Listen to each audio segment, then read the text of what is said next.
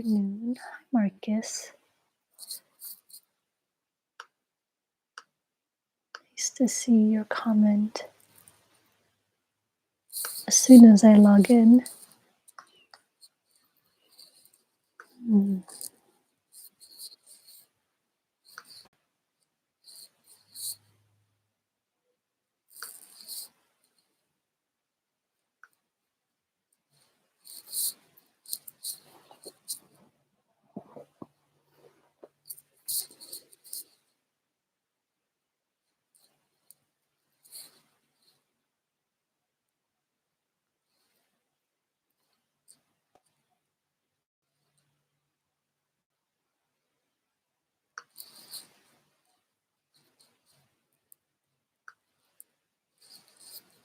We have about a minute left, and so I'm just waiting until our time starts.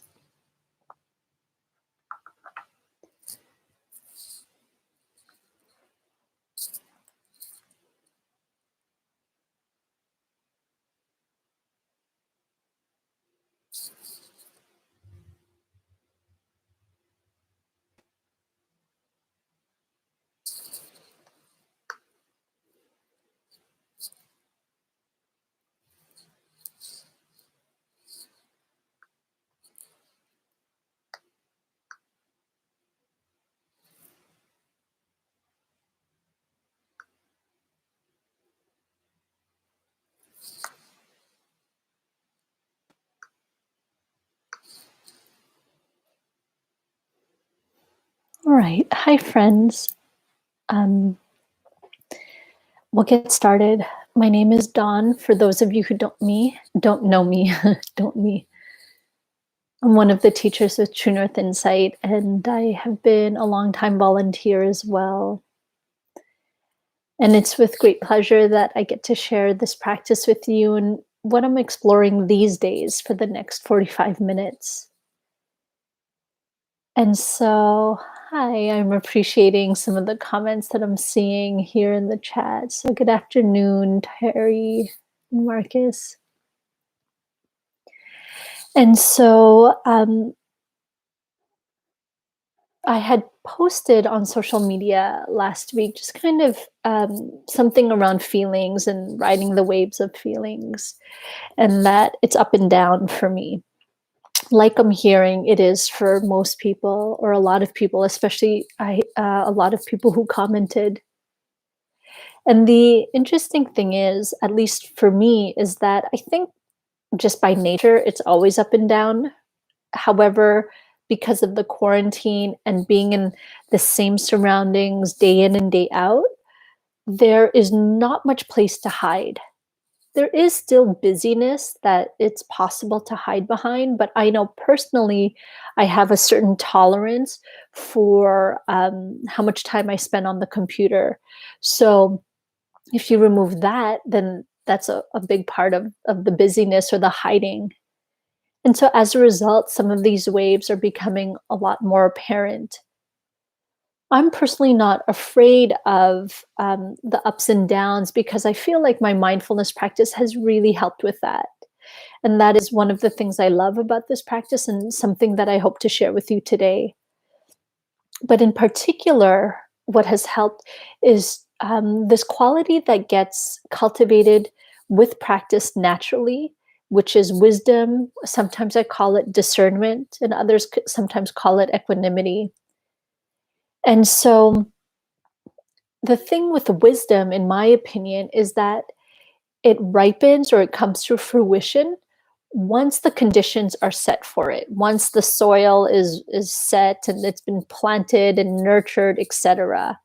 It doesn't come up just because we've read a lot of stuff or because we hope that we're suddenly wise. I've experienced snippets of wisdom when I've been reactive and wisdom coming in to help give me a wider perspective on a situation. And yet it's not guaranteed. So even though I have had moments of wisdom in my life, thankfully, it's not as if it's foolproof and that I will always respond with wisdom these days. And so that's what my practice really helps me with. In particular, or perhaps how it could really relate to what a lot of us are going through right now, which is living in self isolation, physical distancing for now the fifth or sixth week, something like that. Um, what can be challenging now that the novelty has worn off for a lot of us, is wanting things to be different, wanting things to go back to they were how they were, or even if things will be different from living quote unquote normally, whatever that is, just wanting to not be confined is certainly what I'm feeling and what I've heard a lot of people are feeling. And so, this very wanting things to be different than they are causes suffering. That is the root of this practice. Or, in other words, when Buddhism is shorthanded and described kind of quickly, sometimes it's described as, um, oh, that's the religion or the practice that everything is suffering. And that is how sometimes, or how some people define dukkha or suffering, the first noble truth. However, I like this interpretation that I heard along the way where dukkha or Buddhism is not that life is suffering, but that it includes suffering. And the second noble truth, for those of you who want to know, that this suffering is caused by delusion and by craving, wanting it to be different, but particularly the craving part. And so once we can see that, then we can see where some of our, or a lot of our suffering comes from. But just because we know the second noble truth is one that where when we cling or when we want certain things to be different, that causes suffering, just because we might be able to see that clearly doesn't mean that we can stop all wanting. I feel like wanting is a human or a very natural reaction at times. And so it's not really about not wanting, but really about having space or creating space around it, or how to respond to when the wanting does arise. And so I think it's normal that we might want things to be different. One thing that I'm yearning for these days is wanting to see my mom, who's 76, but I'm unable to see her because she's part of the vulnerable population. And so, just really, I'm particularly really being with that. And so, how can I honor the wanting, particularly or especially because it's coming from a place where it's wanting to connect in a loving place without getting engrossed by it or swallowed up by it? So that's my particular exploration these days. And how I'm holding it is actually in a non-Buddhist way, but like remixed to integrate Vipassana. So I'm sure, or at least I'm assuming that a lot of you have heard of the Serenity Prayer that was written, I believe, in the 1800s by an American theologian, theologist, something like that. And if you're unaware of the Serenity Prayer, I'll just read it to you here. God, grant me the serenity to accept the things I cannot change, courage to change the things I can, and wisdom to know the difference.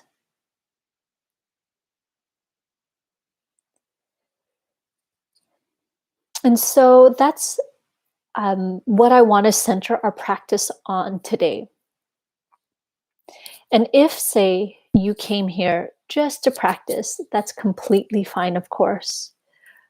I am not trying to convince you to be Buddhist or to be whatever tradition this comes from, theologian, but really to have this be these words to really serve as a prompt. And I'll guide you through this prompt as well, or this exploration.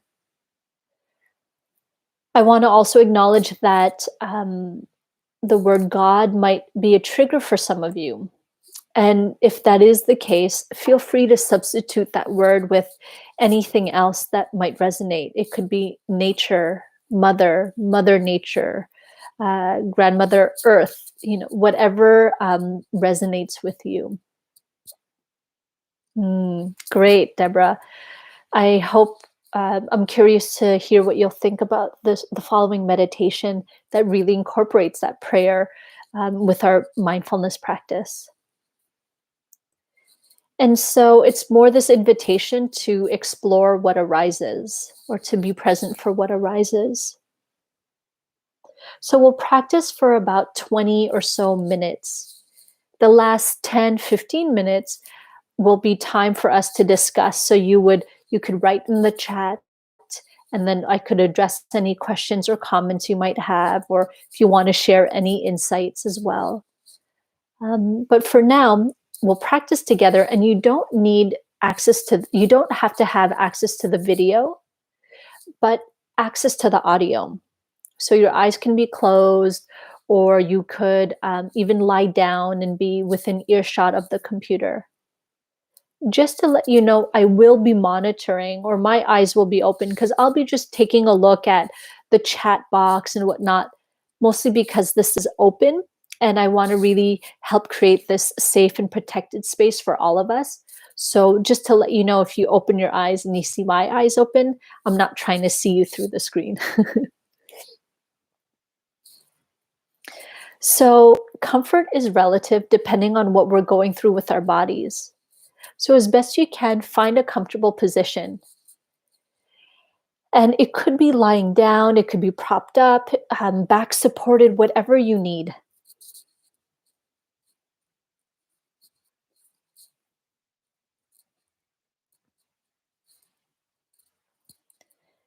And if you like, there's a process of orienting where we're just looking around the room and making or taking note of what we see.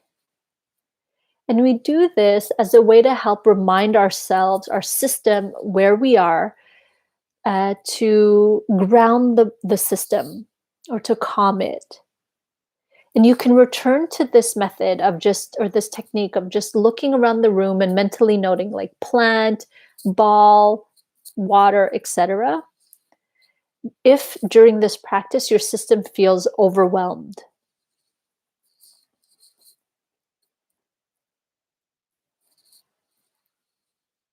Whenever you're ready, you might choose to close your eyes or look downwards.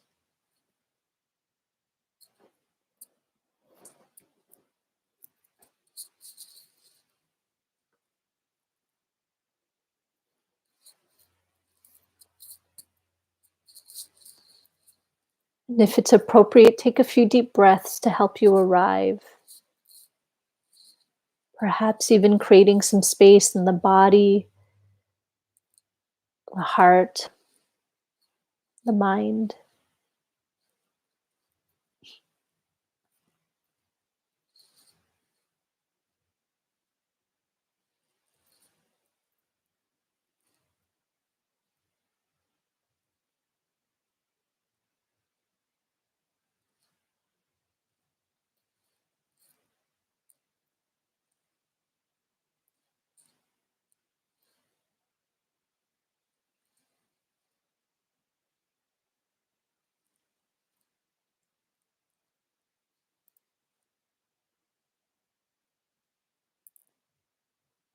Invite your body to relax.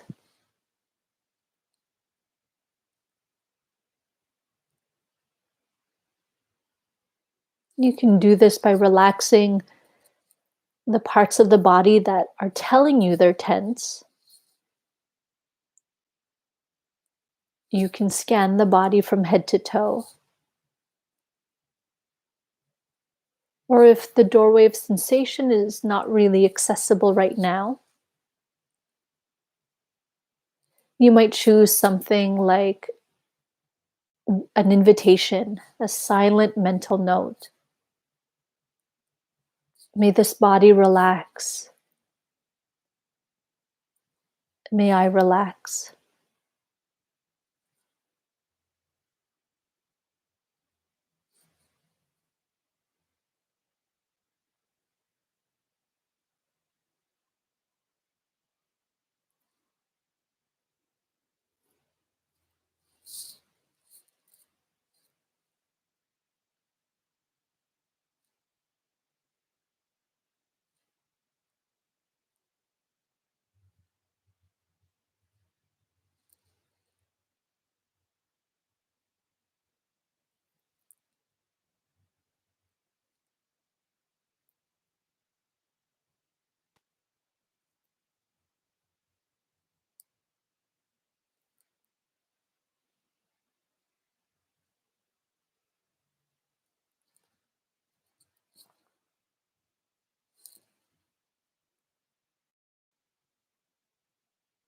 Feel into the body resting here. Whatever position you're in, feel the chair, cushions, the floor.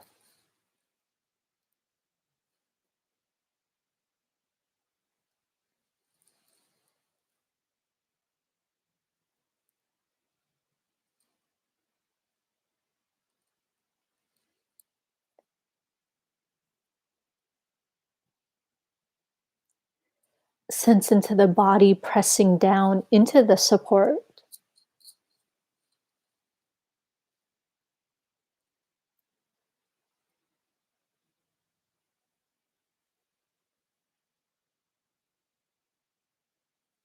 As well as the ground pressing up into your body to support you.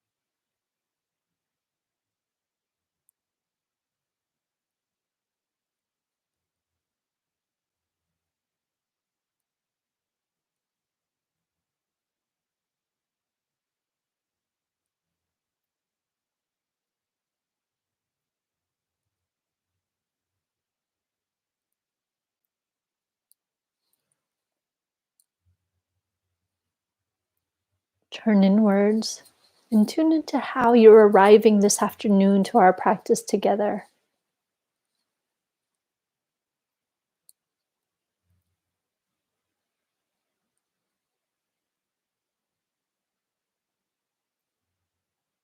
What emotions might be present, your level of energy. Maybe it's a consistent thought that is looping through.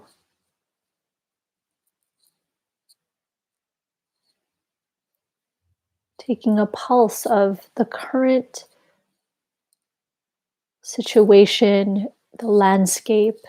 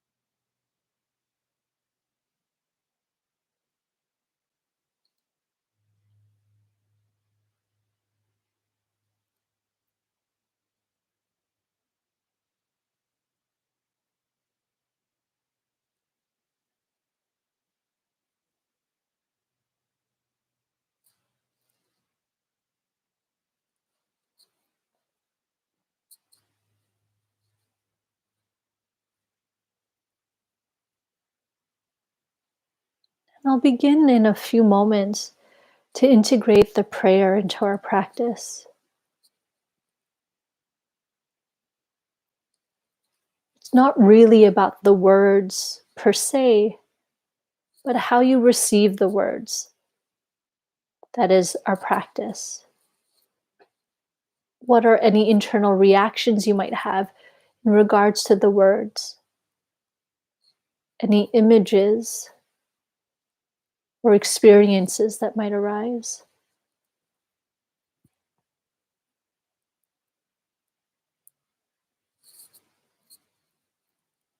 We're not going digging for anything special, but really just opening ourselves up to what might be there.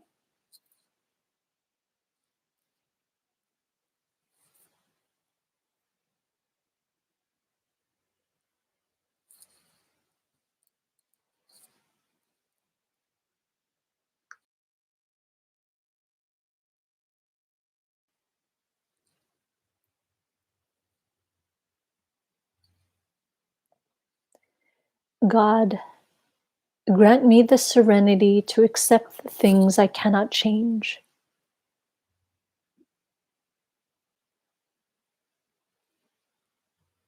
Grant me the serenity to accept the things I cannot change.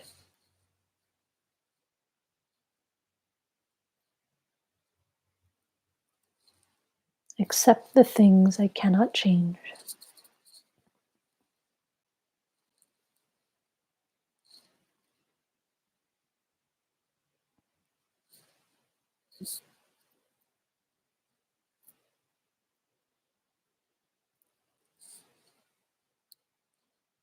What are any thoughts that might arise upon hearing that?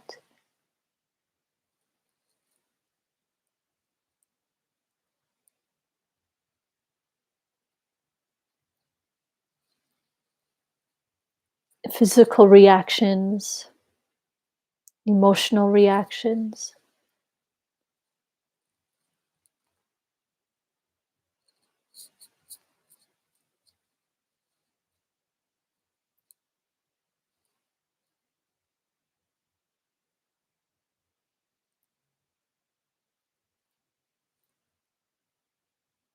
Accepting doesn't mean you need to like it.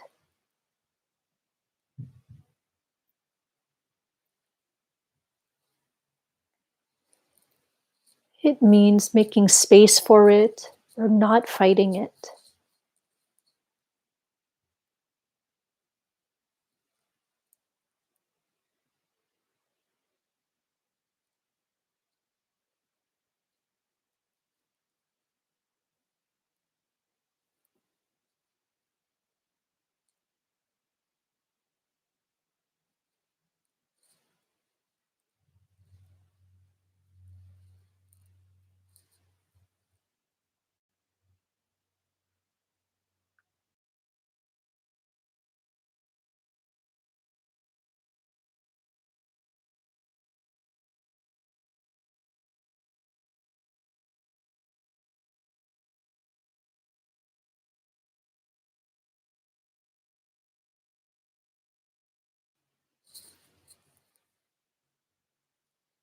Grant me the courage to change the things I can.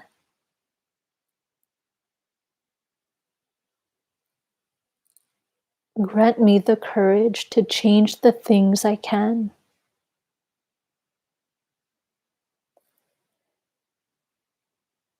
Letting those words land in your system. What sensations, images, thoughts arise with them.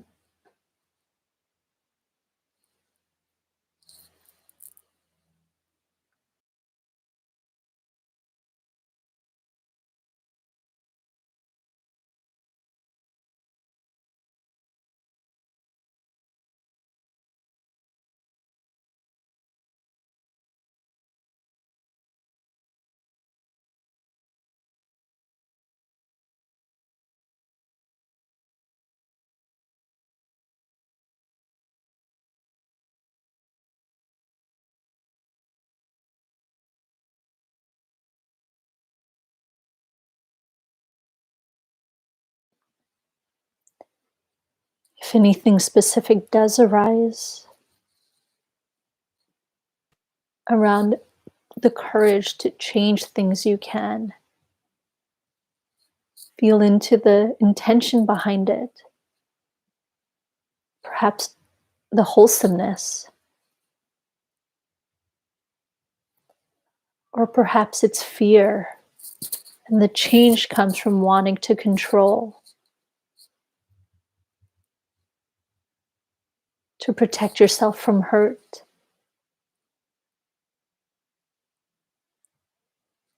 Notice if there's any leaning forward in the body, and if so, with gentleness, can you restack, if you're seated or standing, head over heart, over hips.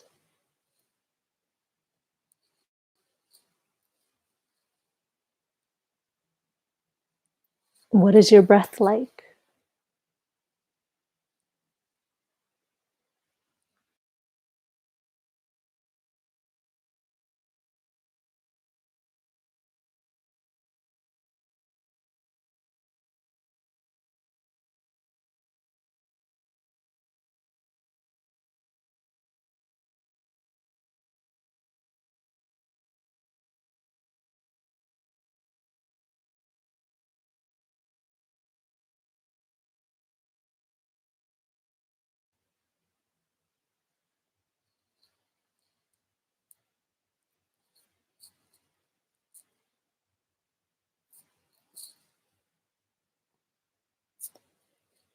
Grant me the wisdom to know the difference.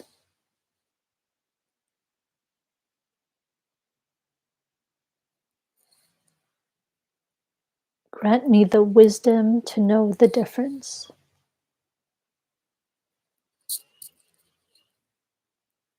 And how do those words land?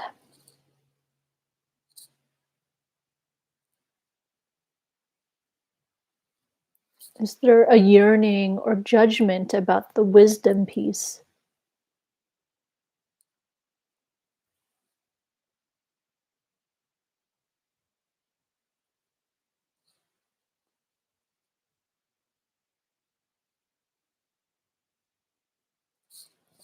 Any changes to your body or breath?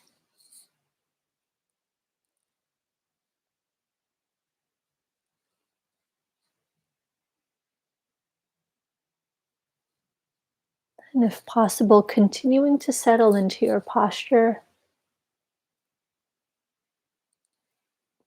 as an expression of trust that wisdom will arise when the conditions are right for it.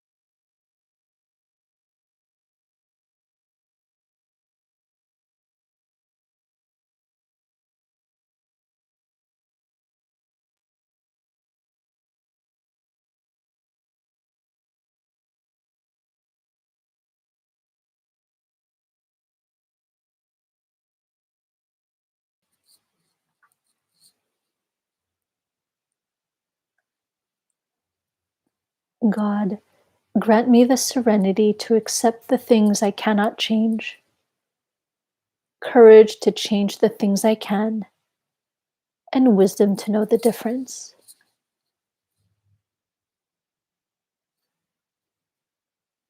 For these last few moments, you can continue just receiving any sensations, feelings, images that might arise from those words, or settle into whatever practice you might normally do, like breath awareness, repetition of phrases, or being aware of sounds. These last few moments.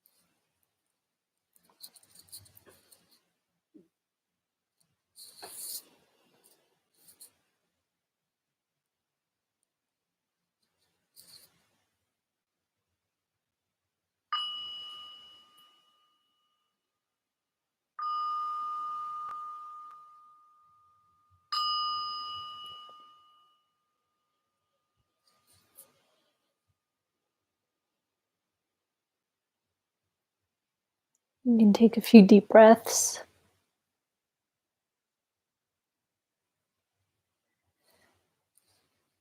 If your eyes are closed, gently open them whenever you're ready. If you'd like to bow, go ahead and bow.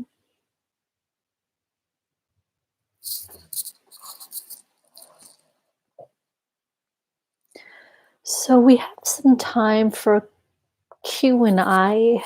Um, I was on a call last night. I was a participant, and instead of Q and A, they referred to it as Q and I. So questions, but also in case anybody wants to share insights. Um, yeah, I've also heard it as Q and C, question and comments. And so how this would work, since I'm unable to see you, you would just type in your question in the chat that's to your right, and then I would answer it verbally. If you want to also put into the chat where you might be listening in from, I always kind of appreciate that and sometimes try and picture it. So I'm in Longueuil, South Shore right now in uh, what I'm using as my bedroom. So I'm on my bed. Yeah, so if you want to pipe in there. And I'm also curious to hear how that practice was for you.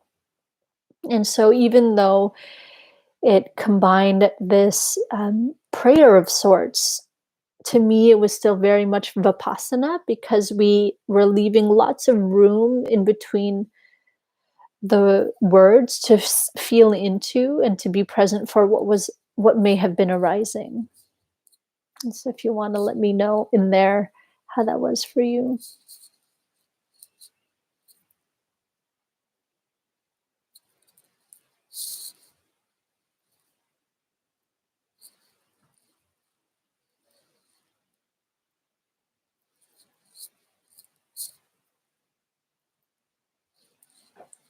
So Marcus says, I'm very grateful for this practice and for your guidance today.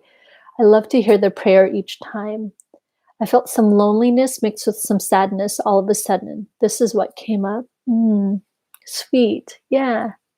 Thank you for sharing that, Marcus. Loneliness and sadness. Yeah, those are certainly things that are familiar to me throughout these waves. Particularly the sadness. I'm fortunate enough to be quarantining with my partner, and um, so I feel like I have company when I want it. But the sadness is something that's definitely present for me. And like I said at the beginning, I think the sadness, or I think these highs and lows and ups and downs, ins and outs, are very much part of our lives regularly, with or without quarantine. But I think it's exacerbated, or it's made more, it's emphasized because of the quarantine. What I mentioned at the beginning was because it's like the same surroundings day in and day out. I don't go very far from home, etc. Um, it's making me a lot more present to these waves, when before it used to be like running to this meeting or going to that cafe or something like that. And so even though the sadness and loneliness may have been there, it got hidden or shuffled back. So now it's really at the forefront when these waves arise. And how I'm trying to view this is what an opportunity it is to really learn what sadness and and loneliness can feel like, because I don't have this opportunity to feel it as deeply. So yeah, I'm just kind of trying to approach it like that, like what a gift, despite it being quite bittersweet or unpleasant. So yeah, but thank you. Oh, and I see you wrote again. Yes, it stems and is rooted from the isolation. It can wear us down. Yeah, that is certainly true, especially for the folks, for whom socialness, like the extroverts, eye contact, touch, social interaction is a part of our support system.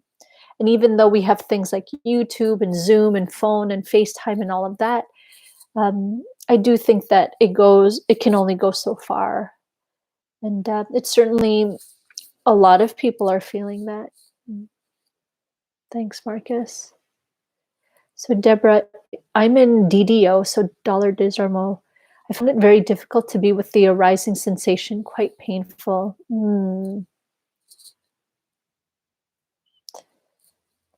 Yeah, I'm just breathing into that. Yeah, it's just not easy being human, I must say. It's complex. There's certainly a lot of beauty, and there is a lot of pain. And I think, at least the way that I've experienced some of these painful and unpleasant emotions, I almost picture it as like we are these vessels, and all these say things that we are attaching ourselves to, ideas, opinions, relationships, identities, things like that, are kind of in that vessel. And then when these emotions pass through, sometimes barrel through, I feel like when we can really be with them, they're cleaning us out. It's a little bit like that Rumi poem, actually, The Guest House, that I'm thinking of, that I'm reminded of. But it's cleaning us out. And then once we're on the other side of these painful, unpleasant emotions, it's not that we're free from them, but rather we are now this deep, deep vessel that we're unshakable, that we're not as fragile. And because we've allowed ourselves to be, for me, sometimes it feels like an excavation. So because we've allowed ourselves to be excavated, then the more we can hold other people's suffering too. So our practice and our pain was a service to others in a way, certainly to ourselves and possibly to others as well. Um, and so the guest house poem, for some of you who might not know it, I'm just trying to find it. There's one part of it in particular where he says, uh, a, every morning a new arrival, and it could be a joy, a depression, a meanness, etc. But welcome and entertain them all, even if they are a crowd of sorrows who violently sweep your house empty of its furniture. He might be clearing you out for some new delight. And my experience is that is true, and it doesn't make it any less unpleasant while it's happening. um, and it doesn't mean that we're free from these emotions, but we're certainly more resilient, in my opinion, by letting these emotions through. Terry says, very timely. I find there is so much I need to accept right now, and some of that is difficult. Yeah. Yeah, like I think that's completely normal too. There's certain things that it's like this tea or that tea because they were out of your favorite tea at the grocery store. Something like that, it might be easier to accept. We might certainly have a preference, but that might be a little easier to accept. But then something like what I was sharing at the beginning, what I'm practicing accepting, which is fairly new, is my mother just wanting to be a rebel and go out and live her life as a 76-year-old woman. And yet I have my own feelings about her safety and what I think I know best, etc. And so something like that is definitely very difficult. And so to be gentle with yourself in that whole process, and and in the varying degrees of it.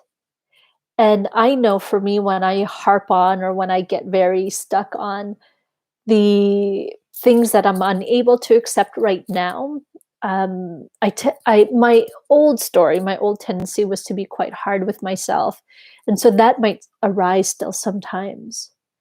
And so for me, I try to celebrate the little ways that I've accepted and allowed as a way to show me that it is possible, and that that thing that I'm really stuck on is I'm it's important to me, and that's why I'm so stuck. So to not undermine, or not to at least self to degrade ourselves because we're having a hard time accepting and allowing. And in the meditation, I guided that just because we are making space for it, or we're accepting something, doesn't mean we need to like it. Um, in mindfulness practice, some of you might know the RAIN acronym, and we use that to deal with overwhelming emotions and generally. And there's the A, so it's recognize, accept, be interested or investigate, and nurture, or non identification. And for the accept and allow, a lot of students would actually get stuck at that. They're like, well, I can't accept this grief. Like, I really don't want it to be here. And it's really more about, can we make space for it? So, for example, I'm not where my brothers are, where I called my brothers to complain about my mom, to strategize or something like that. And I was shocked that they weren't as angry as I was around my mom wanting to go out. And um, my mom used to be a nurse. My brother's a nurse. My secondary caretaker was a nurse. So there's a lot of nurses in my family. And my brother in the US said, well, what can we do? She's going to do what she wants. She's hard headed. She's stubborn. So, what the best thing we can do is make sure she's protected at when she's doing what she's wanting to do. So he's like, I sent her masks from the hospital, gloves. I told her to buy hand sanitizer, etc. So that's one way to allow or accept, even though he doesn't like it. My brother, I'm not there yet, but yeah, that's just an example of how we could be with a situation despite it being quite difficult. All the while holding ourselves with kindness. Um, that one wasn't obvious to me at first. And so, just in case that's not obvious to you too, Terry, to be kind with yourself throughout the process.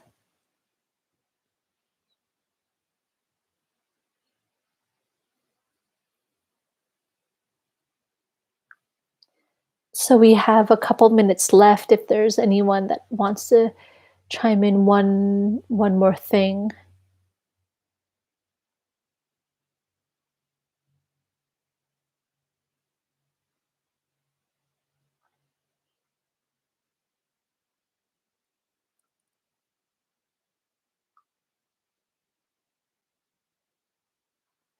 Maybe another thing that I'll add, um, around the arising sensations being quite painful.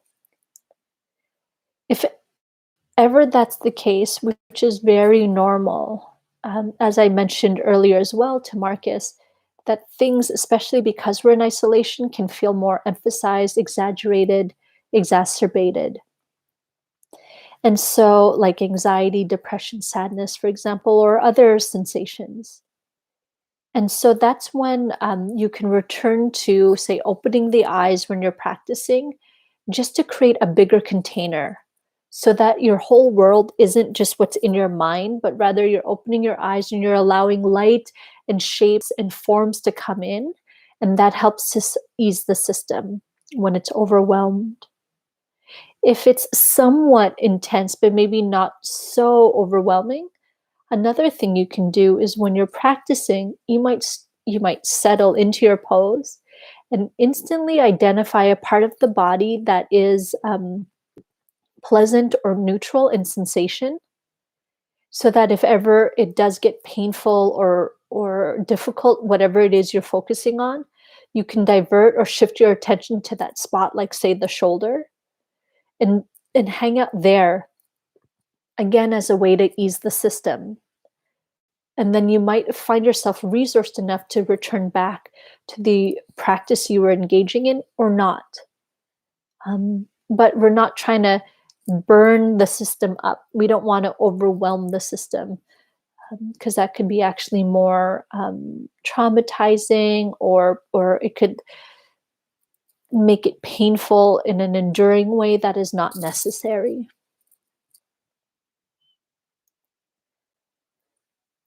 Mm. Thank you, Marcus. Thanks for sharing your insights and your practice. It was really appreciated.